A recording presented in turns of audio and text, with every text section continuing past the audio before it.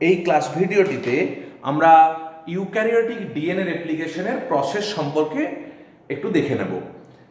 দেখো, তোমরা সবাই জানো যে ইউক্যারিওটিক ডিএনএ রেপ্লিকেশন দেখতে গেলে আমাদের প্রথম যে জিনিসগুলো জানতে হবে সেগুলো হচ্ছে ইউক্যারিওটিক ডিএনএ। প্রথম কথা হলো ইউক্যারিওটিক ডিএনএ লিনিয়ার,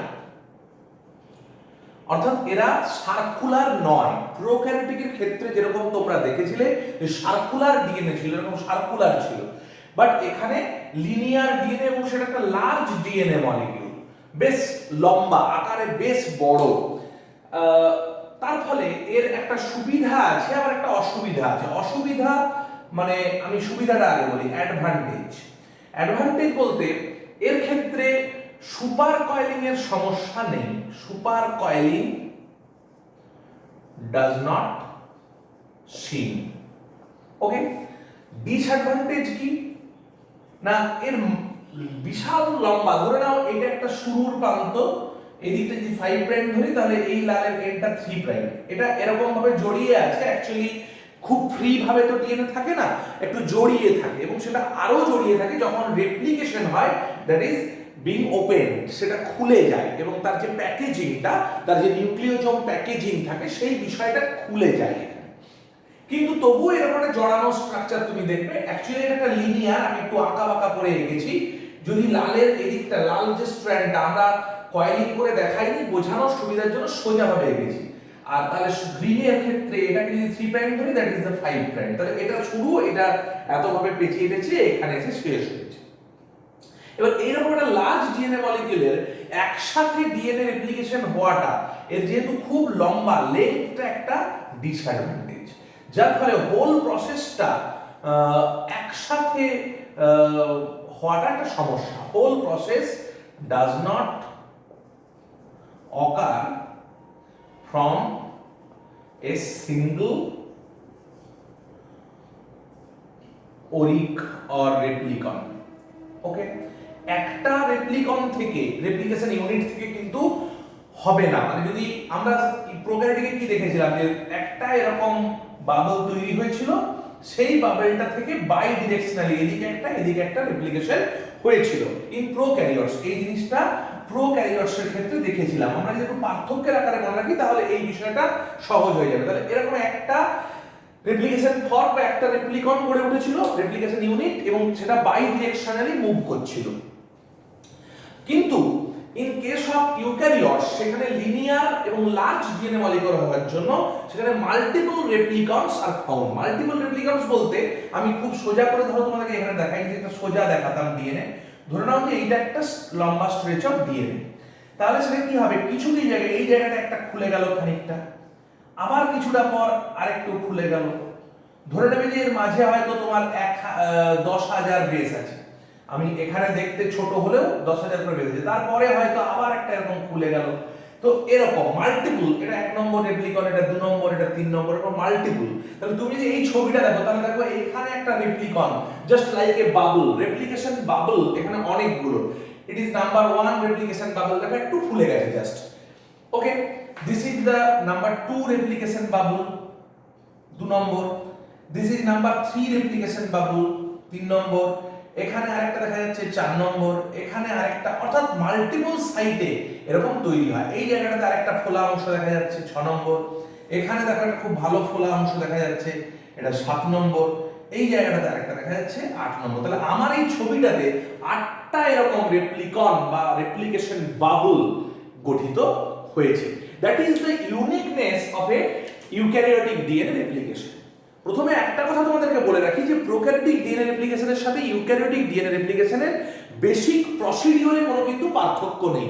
প্রসেসের যে ইনিশিয়েশন, ইলংগেশন বা টার্মিনেশন বলেছি, সেগুলো more or less same, but different eukaryotic সিস্টেমে। আমরা এখানে মূলত দেখছি ইস্টের ক্ষেত্রে স্যাকারোমাইসিস সেরিভিসি, কিংবা এখনকার সময়ে ম্যামেলিয়ান রেপ্লিকেশনও স্টাডি করা হয়েছে।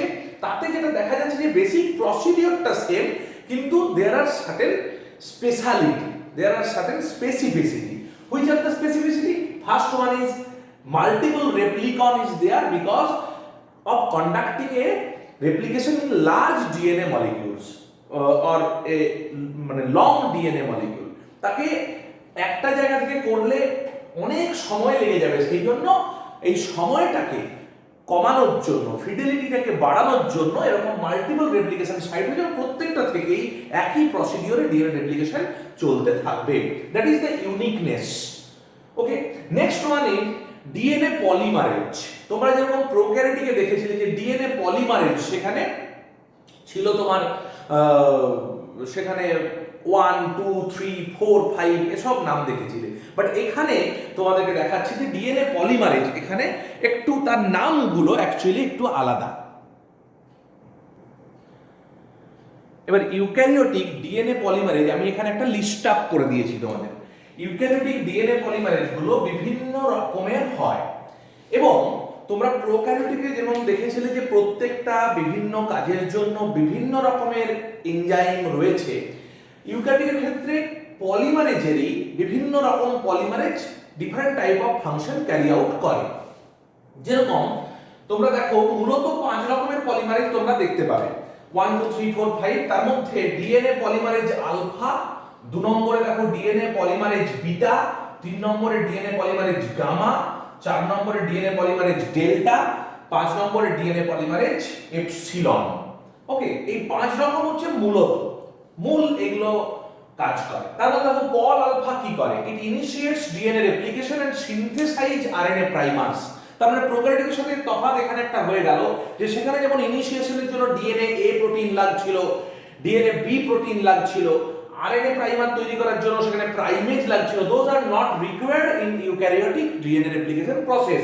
Here DNA polymerase alpha can initiate DNA replication and synthesize RNA primers. Next, DNA polymerase beta. It has low fidelity replication. That is, it cannot carry out the whole process of DNA replication by its own. But its significant role in DNA repair helps in DNA repair. এটা একটা গুরুত্বপূর্ণ বিষয় তোমরা মনে রাখবে। DNA polymerase gamma, এটা polymerisation করে মাইটোকন্ড্রিয়াতে, অর্থাৎ মাইটোকন্ড্রিয়াল ডিএনএ তে যে পলিমারাইজেশনের কাজটা that can be done by polymerase gamma. এটাও একটা ইম্পর্টেন্ট ব্যাপার, কোথাও কোনোদিন প্রশ্ন থাকতে পারে যে মাইটোকন্ড্রিয়াল ডিএনএ, প্রথম কথা mitochondria is only present in eukaryotes, এবং তার নিজের সেটা একটা সেমি অটোনোমাস অর্গানালি, তার নিজস্ব ডিএনএ আছে। That DNA is replicated by DNA polymerase gamma. Next আসি ডিএনএ পলিমারেজ ডেল্টা এবং ডিএনএ পলিমারেজ এপসিলন। মনে রাখবে এই দুটো ডিএনএ পলিমারেজ সবচেয়ে বেশি ইম্পর্টেন্ট টোটাল সিস্টেমের, যে ইউক্যারিওটিক সিস্টেমের যে রেপ্লিকেশন সেগুলোকে ক্যারি আউট করার ক্ষেত্রে। তুমি বলতে পারো তোমরা যে পলিমারেজ ডেল্টা সেটা পলিমারেজ 3 এর মতো কাজ করে, প্রোক্যারিওটিকে যেরকম পলিমারেজ 3 ছিল তার মতো কাজ করে ডেল্টা, অর্থাৎ এটা ইলংগেশন বা পলিমারাইজেশনের মাধ্যমে ইলংগেশন করে, এবং ইলংগেশনটা সে বেসিক্যালি করে ল্যাগিং স্ট্র্যান্ড।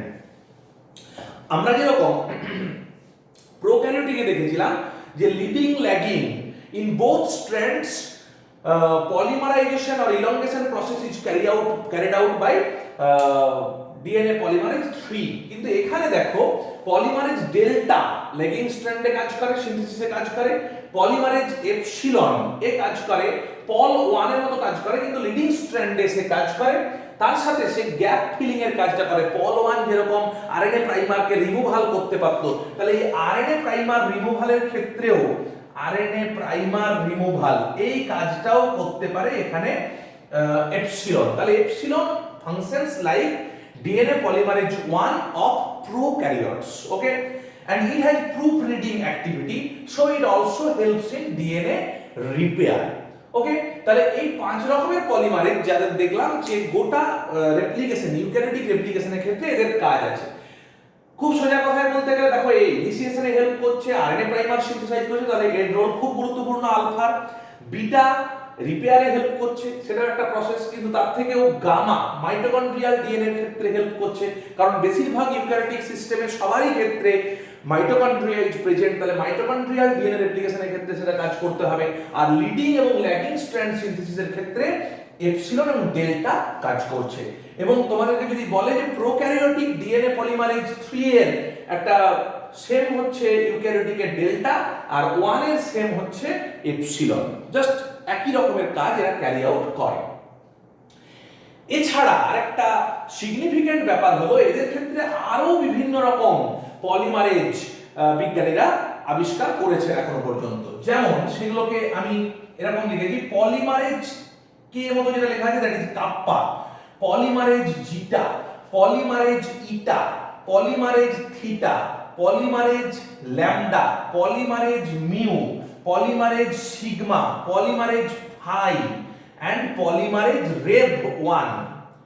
এতগুলো কিন্তু পলিমারেজ আছে। মনে রাখবে এরা সবাই ডিএনএ রিপেয়ারের ক্ষেত্রে হেল্প করে, অর্থাৎ kappa, zeta, eta, theta, lambda, mu, sigma, phi, rev 1 এরা সবাই ডিএনএ রিপেয়ারে হেল্প করে।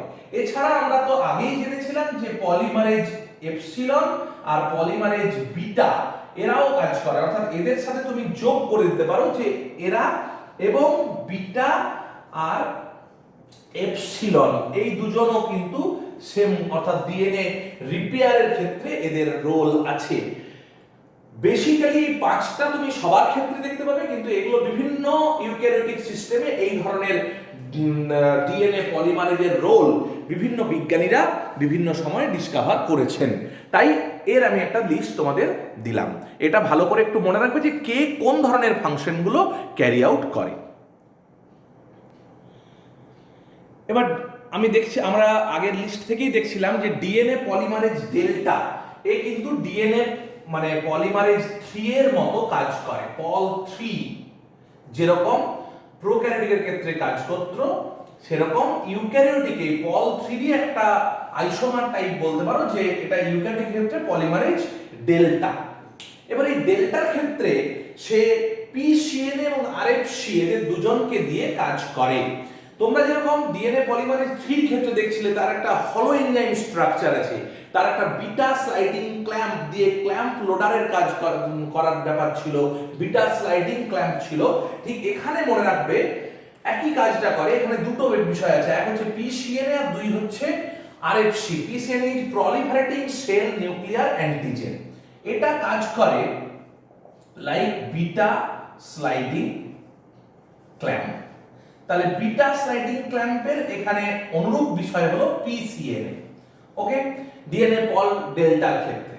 আরেকটা হচ্ছে আরএফসি। আরএফসি এখানে হচ্ছে অ্যাকচুয়ালি পিসিএনএ লোডার, মানে ওখানে যেরকম একটা ক্ল্যাম্প লোডার ছিল, সেখানে দেখছিলে বিভিন্ন রকমের সাব ইউনিটগুলো ছিল, এখানে পিসিএনএ কে লোড করে এ, অর্থাৎ পিসিএনএ লোডার, বা সোজা কথায় লিখলে ইট লোডস পিসিএনএ টু পলিমারেজ ডেল্টা। অতএব এই পলিমারেজ ডেল্টার সাথে পিসিএনএ কে লোড করার ক্ষেত্রে আরএফসি বা রেপ্লিকেশন ফ্যাক্টর সি এর একটা গুরুত্বপূর্ণ রোল আছে।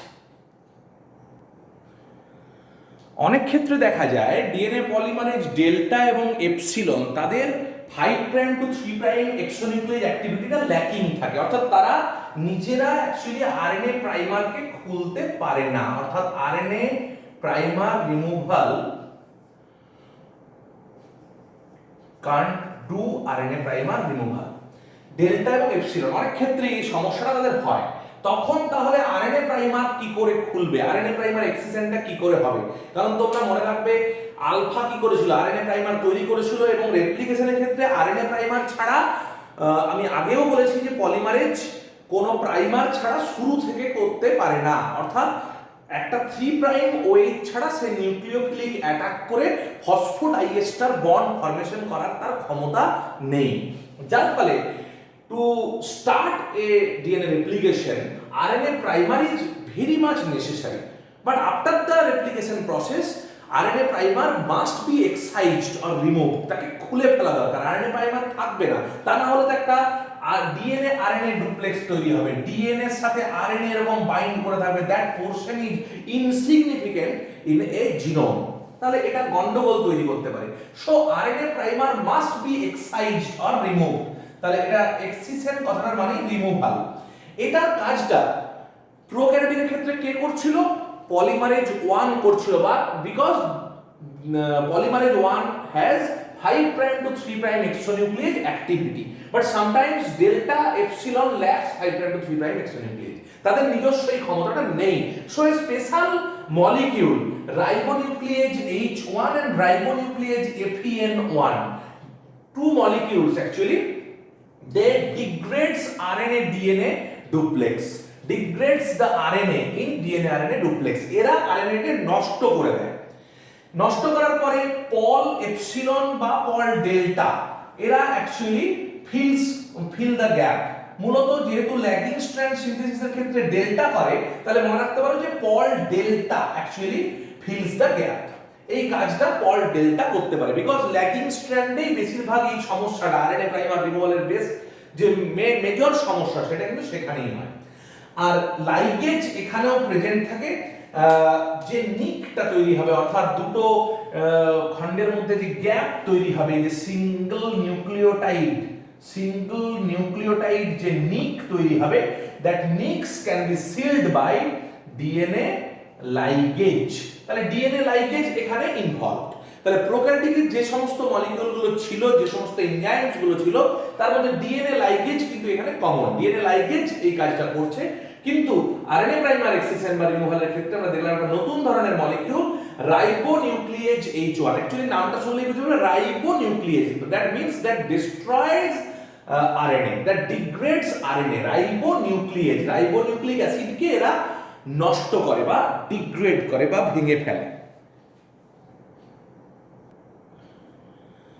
আরেকটি বিষয় ইউক্যারিওটিক ডিএনএ রেপ্লিকেশনের প্রসেসের ক্ষেত্রে খুব ইম্পর্টেন্ট, সেটা হলো ডুপ্লিকেশন অফ নিউক্লিওজোম। দেখো নিউক্লিওজোম স্ট্রাকচার মানে কি, ডিএনএ এর সাথে হিস্টোন প্রোটিনের একটা কমপ্লেক্স। আমি যদি খুব সোজা কথায় বলি, তোমরা জানো যে হিস্টোন প্রোটিনের মধ্যে হিস্টোন অক্টামার গঠন করে তাকে ঘিরে এক পূর্ণ 3/4 ভাগ ডিএনএ থাকে, হিস্টোন 1 পুরো সংস্থাটার বাইরে থাকে, হিস্টোন অক্টামারের মধ্যে থাকে H2A, দুটো H2B, দুটো H3, দুটো H4, এই নিয়ে হিস্টোন অক্টামার গঠিত, তাকে ঘিরে এই কমপ্লেক্সটা তৈরি হয়। তাহলে বেসিক যে ব্যাপারটা আমি অক্টামারে না গিয়ে যদি বলি, যে তাহলে আমার একটা রেপ্লিকেশন প্রসেসের আগে বা পরে যেটা করতে হবে, that is histone synthesis, histone protein synthesis. Okay, histone protein synthesis বা নিউক্লিওজোমের অ্যাসেম্বলি এবং ডিসঅ্যাসেম্বলি। তাহলে প্রথমে এই প্যাকেজিংটাকে খুলে দিতে হবে বিফোর রেপ্লিকেশন, কারণ রেপ্লিকেশন করতে গেলে আমি আগেই বলছিলাম যে ডিএনএ তে যদি প্যাকেজড অবস্থায় থাকে তাহলে রেপ্লিকেশন হওয়া সম্ভব নয়। প্রোক্যারিওটিকের ক্ষেত্রে এই ঝামেলাটা ছিল না, কারণ প্রোক্যারিওটিক ডিএনএ নগ্ন প্রকৃতির, সেখানে হিস্টোন প্রোটিনের গল্প ছিল না।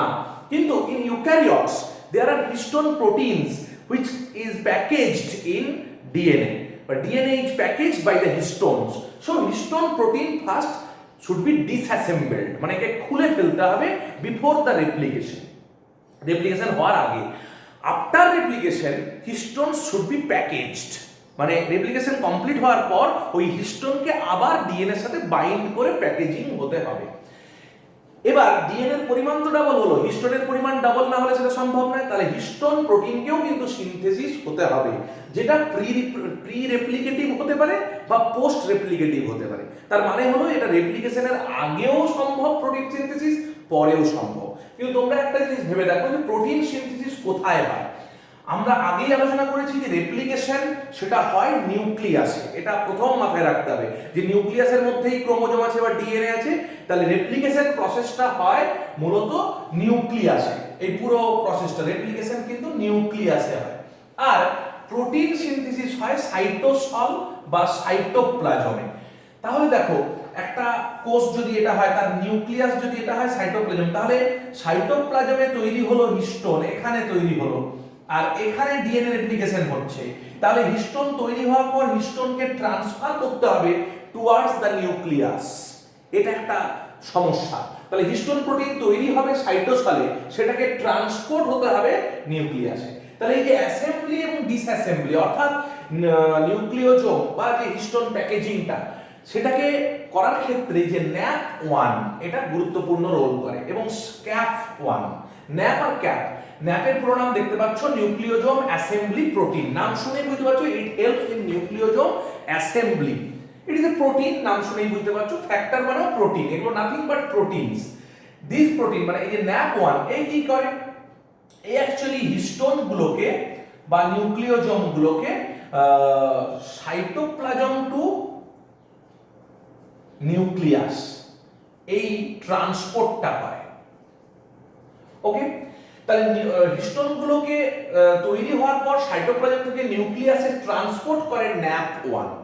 ট্রান্সপোর্ট যে নিউক্লিয়াসে হলো, এবার ক্রোমাটিন অ্যাসেম্বলির ক্ষেত্রে হেল্প করা, পিসিএনএ সাথে তাকে অ্যাটাচ করা পল ডেল্টার সাথে, এইভাবে করে মানে যখন পিসিএনএ লোড করছে তখনই অ্যাকচুয়ালি এই নিউক্লিওজোমগুলোকে ক্রোমাটিন অ্যাসেম্বলি মানে সোজা কথায় সে ক্রোমাটিনের সাথে অ্যাসেম্বল করে, অর্থাৎ হিস্টোন প্রোটিনগুলোকে ক্রোমাটিনের সাথে অ্যাসেম্বল করে, যুক্ত করে, অর্থাৎ গিয়ে সোজা কথায় ডিএনএ এর সাথে যুক্ত হয়ে গেল। এবং সেই প্রসেসটার ক্ষেত্রে পিসিএন এর সাথে, আমি আগেই যেটা বলছিলাম যে পিসিএন এর সাথে অ্যাড হয়ে, অর্থাৎ এখানে পিসিএন এ আমরা আগে একটাতে পড়ছিলাম যে পল ডেল্টার সাথে তার ক্ল্যাম্প হিসাবে পিসিএন এ প্রলিফারেটিং সেল নিউক্লিয়ার অ্যান্টিজেন কাজ করে, তার সাথে যুক্ত হয়ে গিয়ে অ্যাসেম্বলে কাজ করে, অর্থাৎ যাতে যখন রেপ্লিকেশন হবে তার সাথে সাথে chromatin assembly of nucleosome also successfully হয়ে যাবে। অর্থাৎ একদিক থেকে রেপ্লিকেশন হয়ে যাবে, একদিক থেকে হিস্টোন প্যাকেজিং হয়ে যাবে। অর্থাৎ এটা প্রি রেপ্লিকেটিভ ভাবেও এই হিস্টোন প্রোটিনটা তৈরি হতে পারে, পোস্ট রেপ্লিকেটিভ ভাবেও তৈরি হতে পারে, রেপ্লিকেশনের আগে বা পরে। কিন্তু সে আগে হোক পরে হোক, NAP1 দ্বারা ট্রান্সপোর্ট হবে সাইটোপ্লাজম থেকে নিউক্লিয়াসে, এবং নিউক্লিয়াসে ঢোকার পর ক্রোমাটিনের সাথে অ্যাসেম্বলে হেল্প করবে CAP1 chromatin assembly factor 1 by the help of PCNA of pol delta.